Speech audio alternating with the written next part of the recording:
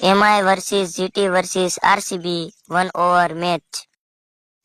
और आरसीबी की पहली बॉल और ये हवा में शॉट खेल दिया है और ये पहली गेंद पर कैच आउट। और एमआई की पहली बॉल और शानदार सिक्स। और ये दूसरा बॉल है और ये डॉट बॉल। और ये तीसरा बॉल है डॉट बॉल।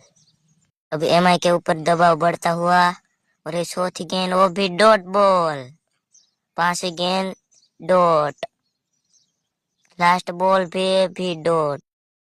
ये जीटी की पहली बॉल है और जीटी ने पहली बॉल डॉट बॉल। दूसरा बॉल है और कवर के ओर खेल दिया लेकिन कोई रन नहीं। तीसरी बॉल डॉट बॉल।